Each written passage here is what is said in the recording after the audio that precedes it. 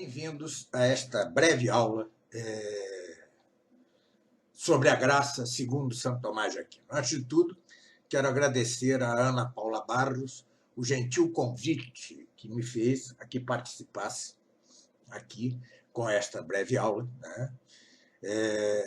Vamos ver se sou feliz em resumir em 40 minutos, né, uma doutrina tão extensa, tão profunda, tão complexa como é a da graça, o Tratado da Graça em Santo Tomás de Aquino. Né? Vamos ver se o frio aqui me permite, abaixo de zero, né? Deve ser efeito do aquecimento global. Pois bem, então o que vou dar aqui em 40 minutos não pode nem sequer ser um resumo. É uma breve introdução, né, tocando em aspectos essenciais do assunto. Santo Tomás, seguindo as pegadas, aliás, de Santo Agostinho, chamado Doutor da Graça, né, aprofundou o assunto a ponto de esgotá-lo. Quanto a este tema, houve duas épocas em Santo Tomás. Em sua obra de juventude, chamada Os Comentários às Sentenças de Pedro Lombardo, uma obra imensa, que ele fez aos 20 e poucos anos, coisa impressionante. Se vocês olharem aqui por cima de minha cabeça, há vários tomos de Lombardo azul, em capa dura, não sei se o veem, mas que são exatamente as sentenças de Pedro Lombardo, o comentário de Santo Tomás, a leitura, a exposição de Santo Tomás das sentenças de Pedro Lombardo. Né? E nesta obra de juventude, repita-se, ele é caudatário de seus antecessores na escolástica e na patrística. E ele divide o Tratado da Graça em dois, afastando-os bastante um do outro. Será preciso esperar a Suma Teológica, obra da última maturidade de São Tomás, para que ele reúna as duas partes num só tratado, e na primeira parte, da segunda parte da Suma Teológica, da questão 109 a 114, da primeira, da segunda, da Suma Teológica, ele desenvolve esse outro magistral tratado teológico seu. Né? São tantos na Suma Teológica, né? Isso é um universo. Né? Dizia Pio XI que a Suma Teológica é o céu visto da terra. Né? Podemos até completar um pouquinho e dizer que é o céu como Deus quer que seja visto da terra. Pois bem,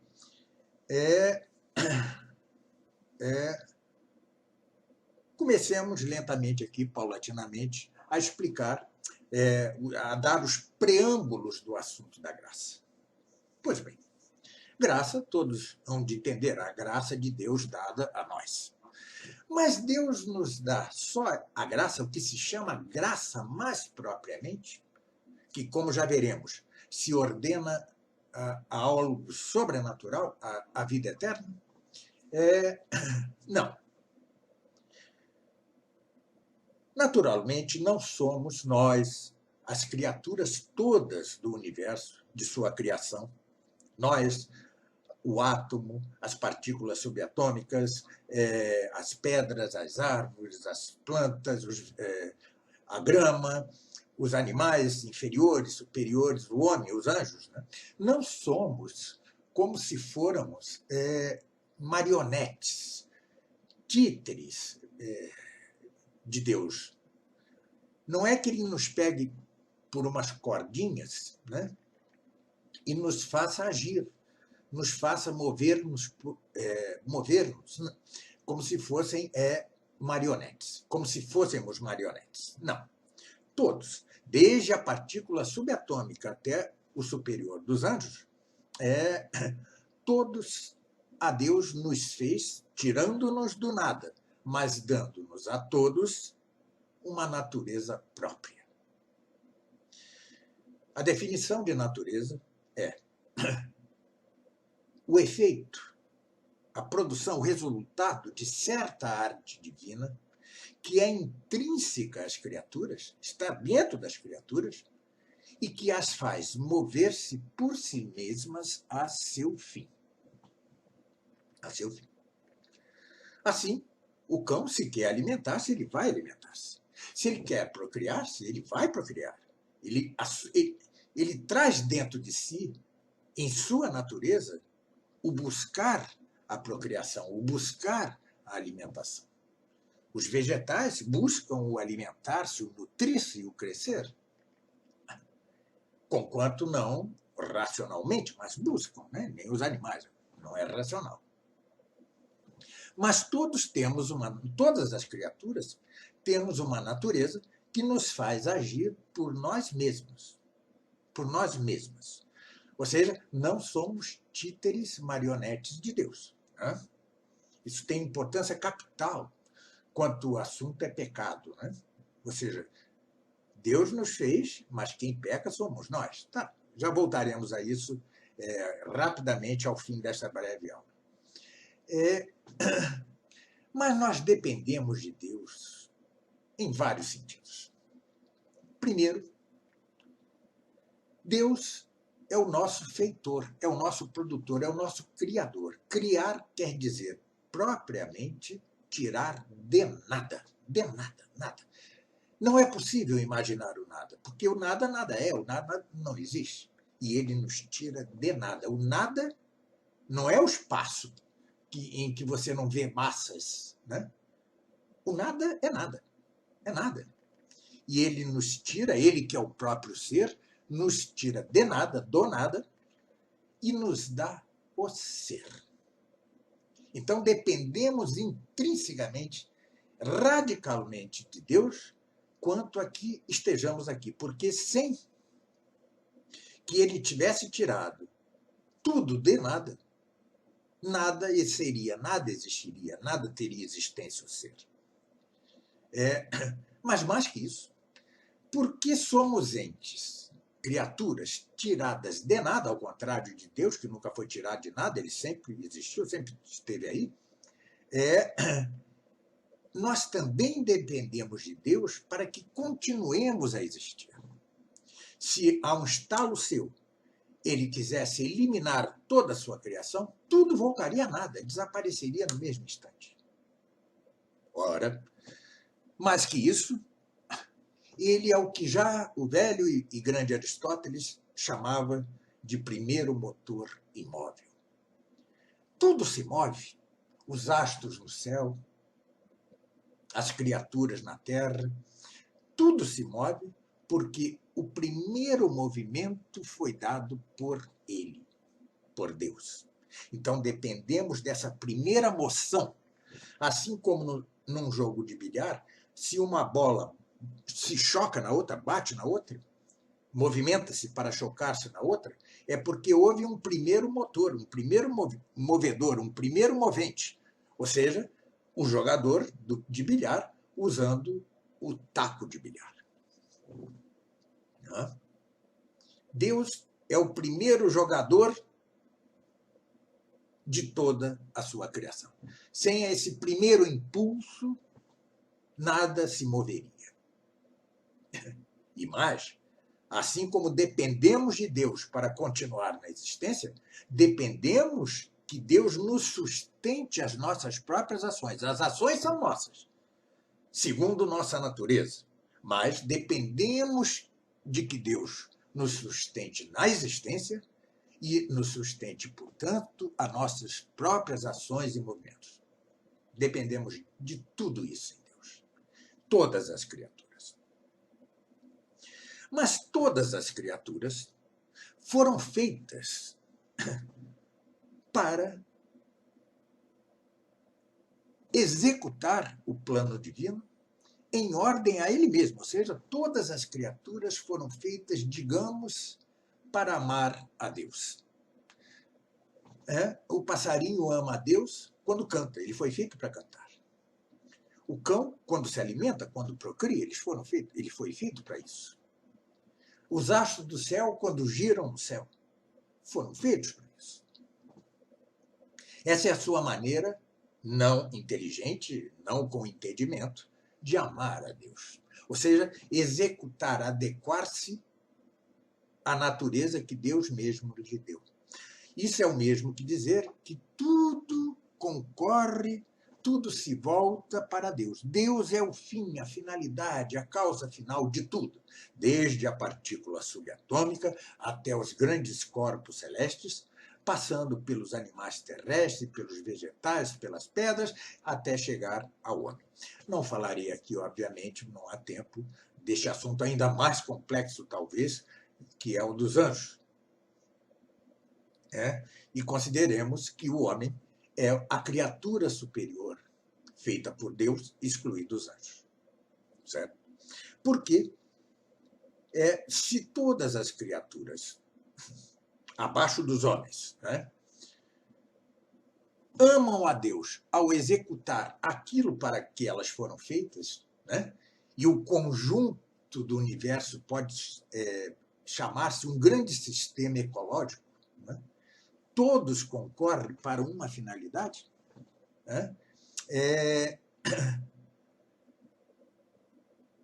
eles, no entanto, as demais criaturas, excetuados os anjos, não o fazem racionalmente. Este amor não é racional, não é de sua vontade. Eles não conhecem a Deus, eles não sabem que Deus existe. Eles não podem, portanto, amar no sentido mais próprio do termo. Nem as pedras, nem os astros, os corpos celestes, nem os animais, mesmo os animais superiores, não podem amar a Deus. Já o homem tem sua parte principal, a cabeça, digo a parte do corpo, voltada para aquilo que é seu fim, Deus. De que maneira? A cabeça do homem está fincada de tal modo na cerviz que podemos fazer isto. Contemplar o céu, a complexidade do universo, e fazendo reconhecer a existência de seu Criador e amá-lo e louvá-lo. Isso já o dizia Aristóteles. Não foi preciso esperar o cristianismo para que isso fosse dito. Já o disse o maior dos filósofos, que foi Aristóteles. Pois bem, nós amamos a Deus em sentido próprio. Por quê? Podendo conhecê-lo, ou seja, entenda-se bem, conhecer que ele existe. E olhando a sua criação, dizer, ele não só existe, como ele tem de ter criado tudo isto. Isto não poderia ter se criado do nada. Se caminhássemos por um deserto, sobre as areias escaldantes de um deserto, e deparássemos com uma máquina funcionando, não hesitaríamos em concluir que aquela máquina fora feita por alguém inteligente. Não poderia ter sido feito por um cão, por um macaco, não poderia ter sido feito por alguém inteligente. Pois bem, da mesma forma como quando olhamos o universo, quando olhamos tudo, a beleza dos animais, vocês já notaram a perfeição que é um cavalo?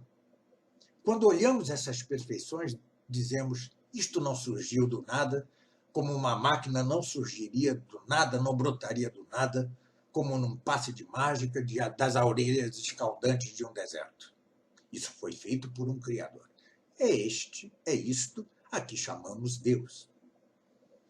Pois bem, isto nós podemos fazer segundo a natureza. Relembremos, a natureza é o efeito de certa arte divina que faz intrínseca às criaturas, que faz com que as criaturas se movam por si mesmas a seus fins.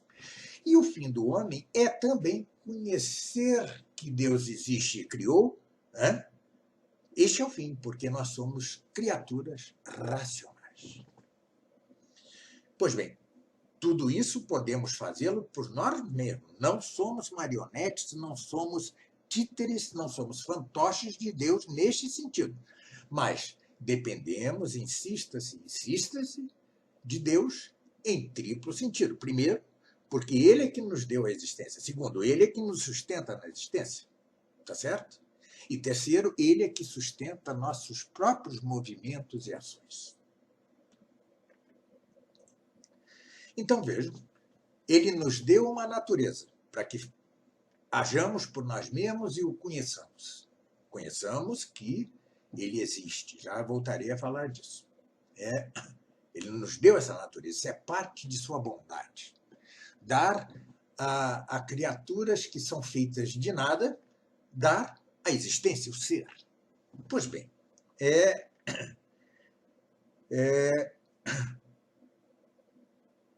mas como Deus criou o homem? Só para conhecê-lo? Só para fazer sua mente funcionar? Sua razão funcionar? Conhecer a realidade que o cerca? Conhecer a Deus dentro dos limites do possível? Como fez Aristóteles? Não. Deus nos criou no chamado estado de justiça original. Trata-se de Adão e Eva. Aliás, no meu livro de física, que sairá no fim do ano, eu mostro a necessidade natural de que tenhamos tido primeiros pais, senão a espécie humana seria impossível. Mas não vou tratá-lo aqui. O que vou tratar aqui é de fé, é assunto de fé, e todos os católicos estamos obrigados a crê-lo, porque é de fé. Pois bem, ele nos criou Adão e Eva.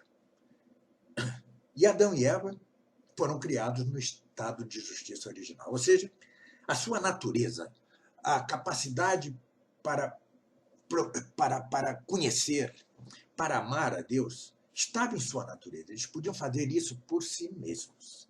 Mas eles não podiam fazer uma coisa. E sua natureza era perfeita, funcionava perfeitamente. Mas eles não podiam fazer uma coisa por si. Ou seja, isso não estava dentro da natureza deles. É fazer toda a sua vida voltar-se para, após a morte, no caso eles não morreriam, mas quando Deus o quisesse levar, para alcançar a beatitude eterna. A beatitude eterna, insista-se sempre, é aquilo que alcançam os que chegam lá, né?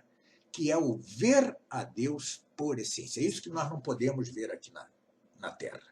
Alguns homens famosos, santos, tiveram vislumbres disso. Por exemplo, Moisés, no Monte Sinai. Parece que teve um vislumbre disso, que no Evangelho se diz aquilo que o olho nunca viu e aquilo que o ouvido nunca ouviu.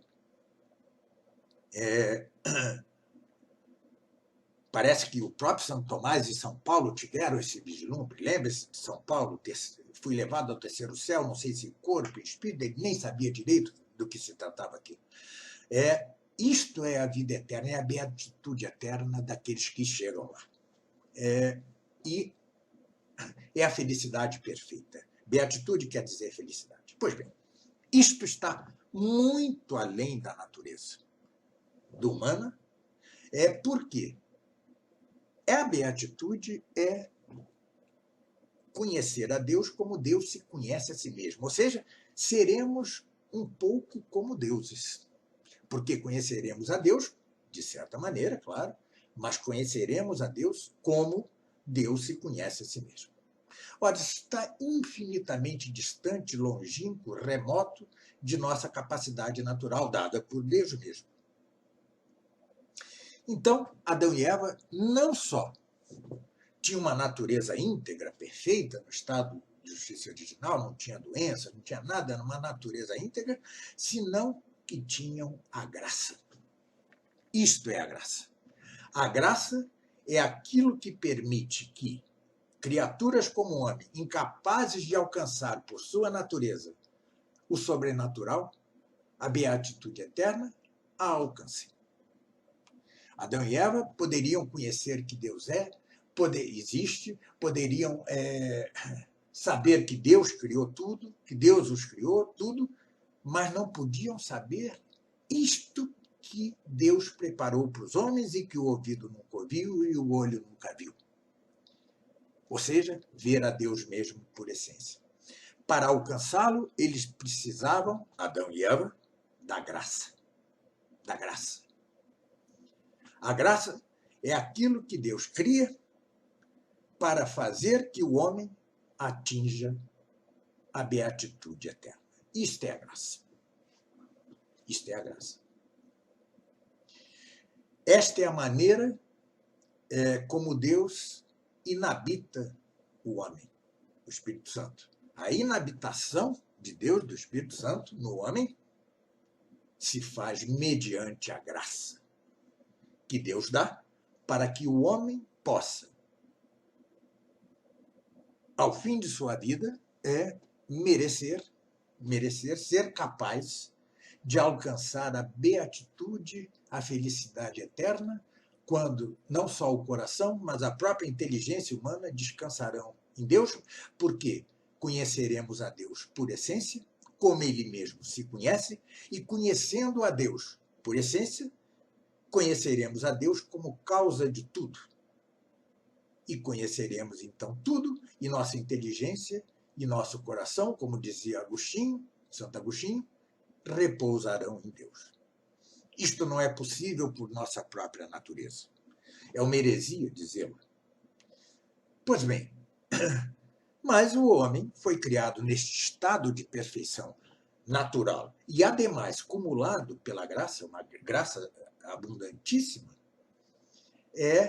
e se manteria nesse estado de justiça original se não pecasse.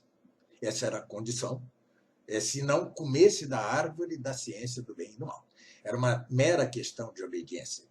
Os homens foram ludibriados pela serpente e, ao fazê-lo, perderam o estado de justiça original, essa perfeição original. Então, perdeu a perfeição natural, não que deixemos de... a nossa natureza seja incapaz de saber que Deus criou isso tudo, que Deus existe, mas nós sabemos por nós mesmos, hoje em dia, muito mais imperfeitamente do que o sabiam Adão e Eva, por nós mesmos. Né? Então, perdemos a própria integridade natural, conquanto não totalmente, o pagão Aristóteles, né, chegou muito perto de um conhecimento natural perfeito de Deus, né, o possível nesta terra, mas perdemos, os homens perdemos pelo pecado original. Perdemos a graça. Ou seja, perdemos o meio para alcançar a vida eterna, para alcançar a beatitude eterna. Né? Não vou aqui deter-me em toda a história da redenção, Cristo, etc. E tal. Não é disso que se trata. O que nos interessa é que o homem era uma coisa antes do pecado original e depois sua natureza decaiu. Então, agora, nós precisamos da graça para várias coisas.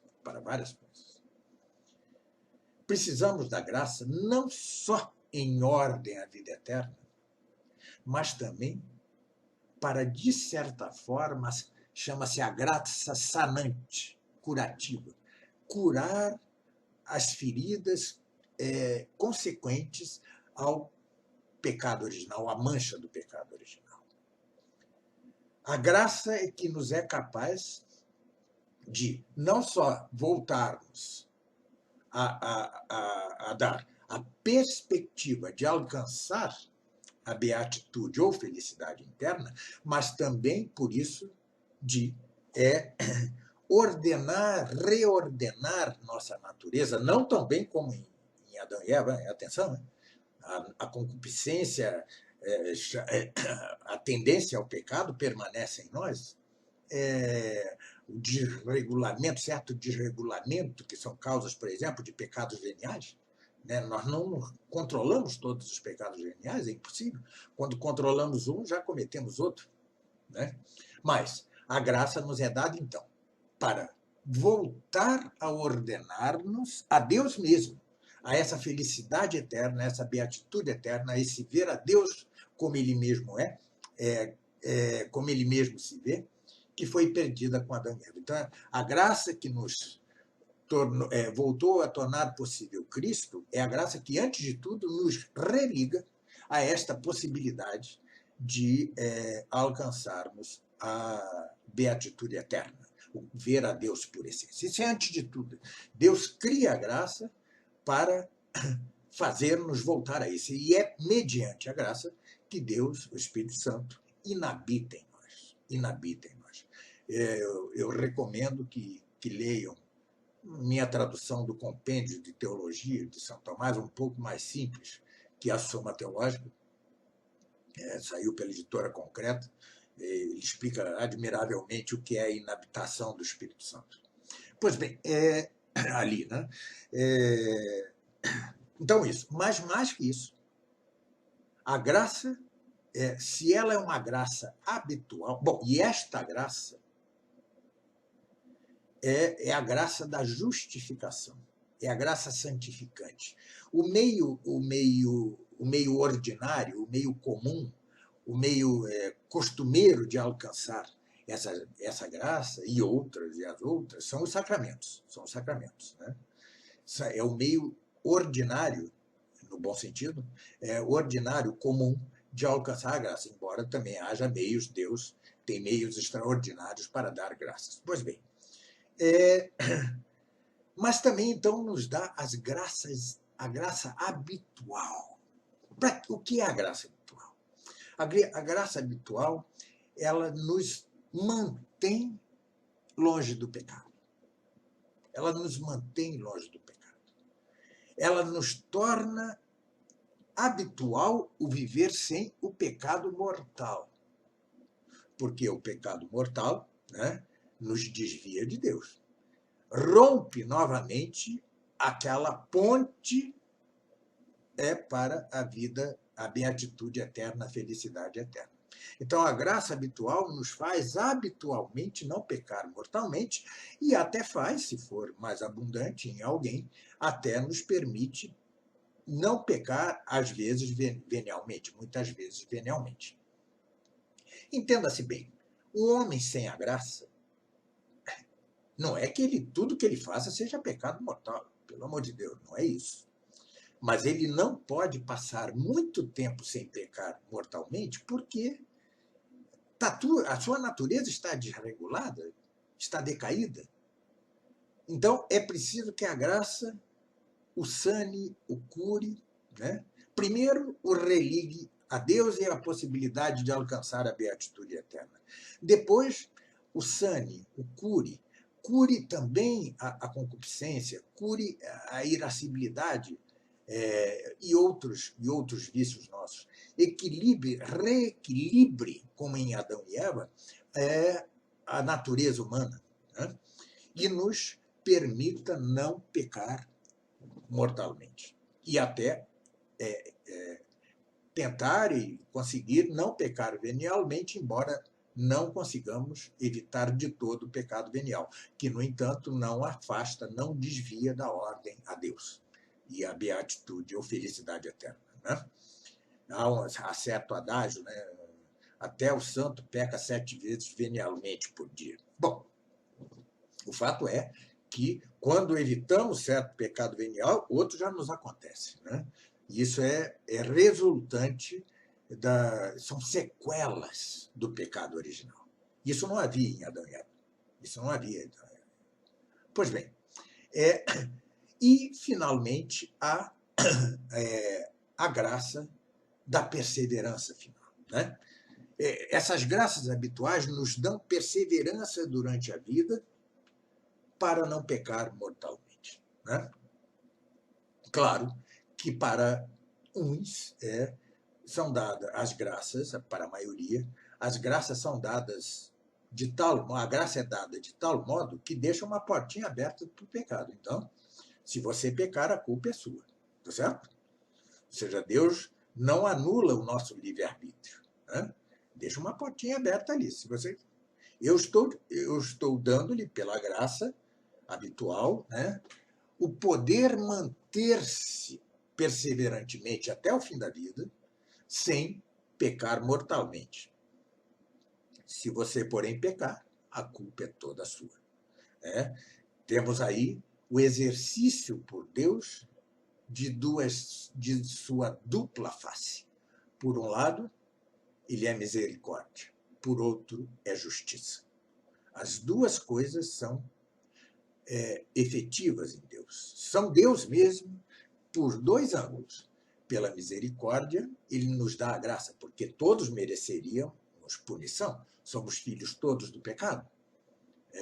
São Francisco de Assis, ao ver dois condenados à morte, iam morrer, eram criminosos, passaram uma carroça e começou a chorar, e não parava de chorar, e um irmão seu de religião perguntou-lhe, mas, irmão, por que não paras de chorar?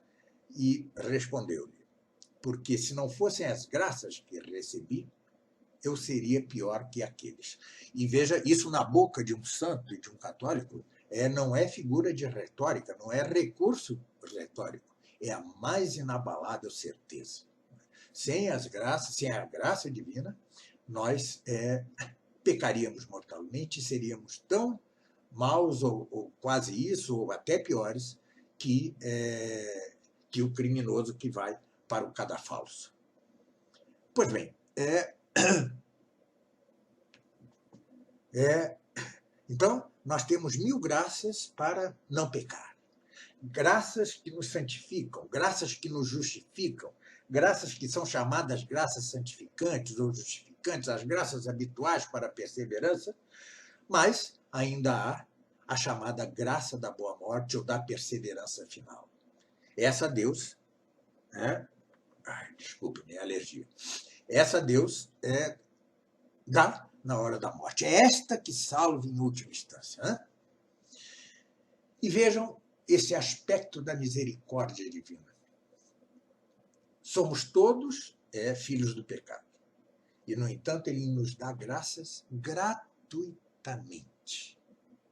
Uma criança que se batiza já tem a graça, já está justificada, já tem a santificação. E, no entanto, que mérito teve? Nenhum. Todos sabemos que quando uma criança falece, batizada antes dos 7 anos, ou da idade da razão, como se queira, vai imediatamente para o céu. Não teve mérito algum, não tinha nem idade da razão. Eis a gratuidade da misericórdia divina.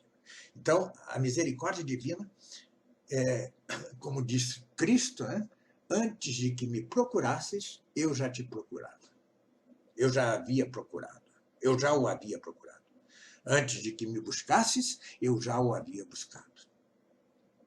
Eu já te havia. Antes que me buscasses, eu já te havia buscado.